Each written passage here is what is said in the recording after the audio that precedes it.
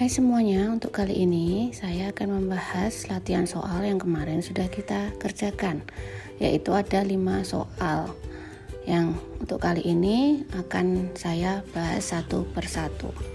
Soal yang pertama, mengapa suatu negara melakukan perdagangan dengan negara lain? Nah, ini setiap negara yang melakukan perdagangan dengan negara lain tentunya akan memperoleh berbagai manfaat bagi negara tersebut. Nah, manfaat itu antara lain yang pertama adalah memperoleh barang yang tidak dapat diproduksi di negeri sendiri. Nah, jadi banyak faktor-faktor yang mempengaruhi perbedaan hasil produksi di tiap negara, yaitu yang pertama adalah kondisi geografi, iklim, tingkat penguasa iptek, dan lain-lain. Nah, dengan adanya perdagangan internasional, setiap negara mampu memenuhi kebutuhan yang tidak dapat dia produksi sendiri. Lalu, manfaat yang kedua yaitu negara akan memperoleh keuntungan dari spesialisasi. Nah, sebab utama kegiatan perdagangan luar negeri adalah untuk memperoleh keuntungan yang diwujudkan dengan spesialisasi.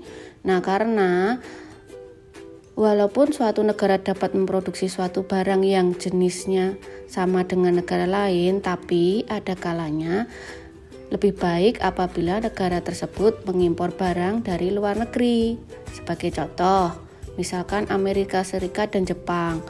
Keduanya mempunyai kemampuan untuk memproduksi kain, akan tetapi Jepang dapat memproduksi kain lebih efisien daripada Amerika Serikat. Nah, dalam keadaan seperti ini, untuk mempertinggi keefisienan penggunaan faktor produksi, Amerika ini perlu mengurangi produksi kainnya dan mengimpor barang tersebut dari Jepang.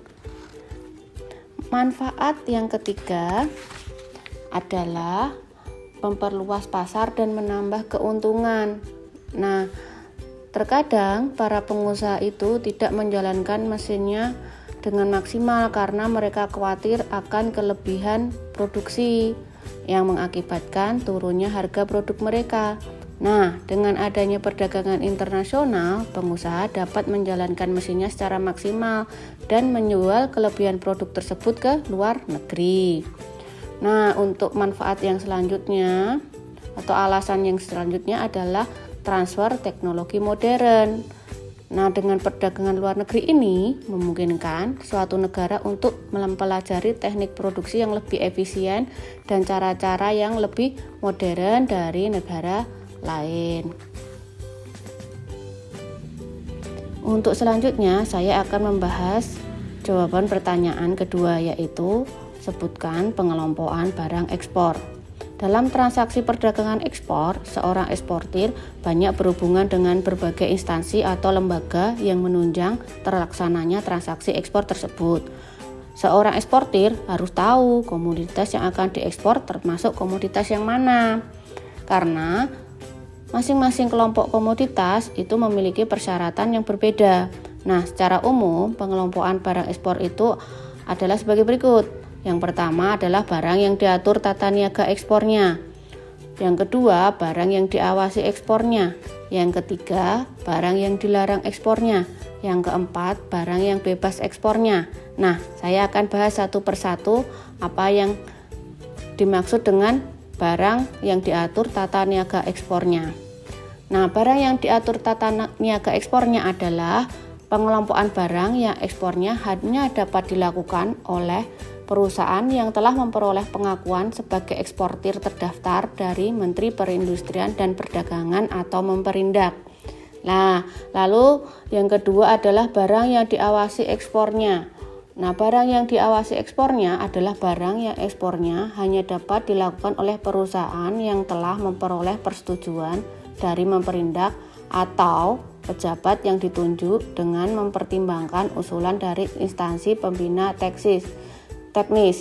Nah, dasar pertimbangan tersebut antara lain adalah barang tersebut mempunyai peranan yang strategis di dalam negeri, dalam arti untuk menjamin kebutuhan dan stabilitas harga di dalam negeri.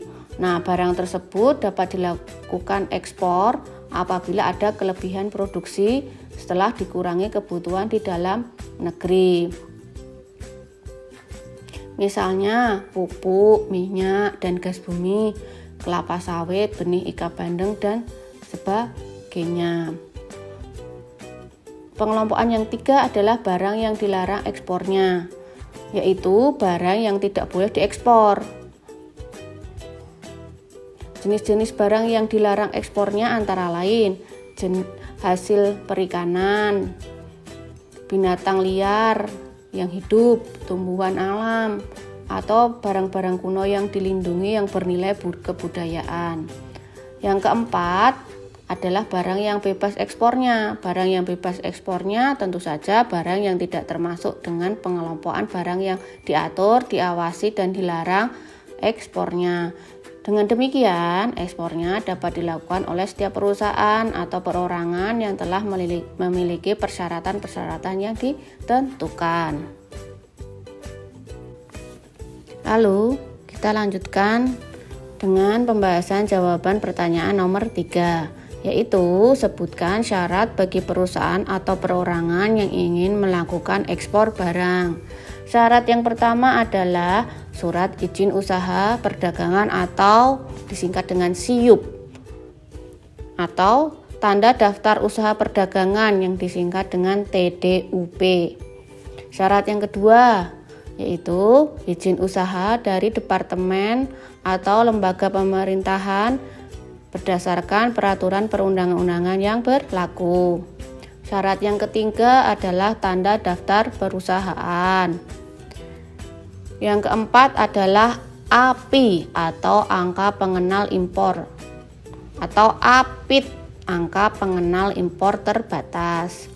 Syarat yang kelima adalah referensi dari bank devisa. Syarat yang keenam yaitu bukti kewajiban pajak. Syarat yang terakhir yaitu yang ketujuh, yaitu kemampuan dan keterampilan dalam mengelola kegiatan ekspor impor dan hubungan dagang dengan luar negeri. Kemudian kita akan lanjutkan pembahasan ke nomor yang keempat, yaitu impor hanya dapat dilakukan oleh perusahaan berbentuk badan hukum yang telah mendapat izin dari Departemen Perdagangan. Izin impor itu disebut dengan API, angka pengenal impor. Selanjutnya saya akan membahas jawaban pertanyaan nomor 5, yaitu dokumen apa sajakah yang digunakan dalam ekspor dan impor. Dokumen-dokumen dalam perdagangan internasional adalah aspek yang penting dan perlu diperhatikan. Tanpa dokumen tersebut, seorang eksportir tidak akan memperoleh pembayaran. Dokumen tersebut penting bagi semua pihak yang terlibat dalam pembukaan LC seperti eksportir, importir, dan bank. Dokumen-dokumen tersebut berupa, yang pertama adalah dokumen penting. Yang termasuk dalam dokumen penting itu apa saja? Yang pertama adalah dokumen pengangkutan yang terdiri dari Bill of Lading. Bill of Lading adalah tanda terima barang yang telah dimuat di dalam kapal laut. Merupakan dokumen of title yang berarti sebagai bukti atas pemilikan barang. Pihak-pihak yang tercantum dalam Bill of Lading adalah shipper. Shipper adalah pemilik kapal. Yang kedua adalah consignee, yaitu pihak yang menerima barang. Yang ketiga adalah carrier atau perusahaan pelayaran. Yang keempat adalah notify party. Selanjutnya ada dua jenis Bill of Lading, yaitu Receive for Shipment Bill of Lading dan Shipment on Board Bill of Lading. Nah, Receive for Shipment Bill of Lading merupakan jenis Bill of Lading yang dikeluarkan untuk barang-barang yang akan dimuat ke atas kapal. Lalu untuk Shipment on Board Bill of Lading merupakan jenis Bill of Lading yang dikeluarkan untuk barang-barang yang sudah dimuat ke atas kapal tertentu. Lalu Dokumen penting yang kedua untuk pengangkutan adalah airway bill, yaitu merupakan tanda penerimaan barang yang dikirim melalui udara untuk barang dan alamat tertentu. Yang ketiga yaitu railway consignment note. Nah, ini hanya terdapat pada pengangkutan barang dengan kereta api. Dokumen penting yang kedua adalah invoice. Invoice atau faktur adalah suatu dokumen penting dalam perdagangan, sebab dengan data-data dalam invoice ini dapat diketahui berapa jumlah wesel yang akan ditarik, jumlah penutupan asuransi, dan penyelesaian segala macam bea masuk. Dalam invoice ini ada beberapa bentuk. Yang pertama adalah performa invoice, yaitu merupakan tawaran kepada pembeli untuk menempatkan pesanannya yang pasti. Biasanya berisi syarat jual beli, harga barang, sehingga setelah adanya persetujuan dari pembeli akan dibuat kontrak yang sesuai dengan ketentuan dalam proforma invoice. Bentuk faktur yang selanjutnya adalah commercial invoice. Ini berisikan tentang perincian jenis barang, harga barang, dan keterangan-keterangan lain yang berhubungan dengan barang tersebut. Commercial invoice ini dibuat oleh penjual atau eksportir yang ditujukan kepada pembeli atau importir sesuai dengan yang tercantum pada LC. Lalu invoice atau faktur yang ketiga yaitu berbentuk consular invoice. Nah, consular invoice ini merupakan invoice yang dikeluarkan oleh instansi-instansi resmi, yaitu kedutaan dan konsulat. Karena ketentuan mengenai consular invoice ini berbeda-beda pada setiap negara. Ada yang menentukan consular invoice ini mutlak diperlukan, ada juga yang tidak menentukan harus ada. Dokumen selanjutnya adalah dokumen asuransi.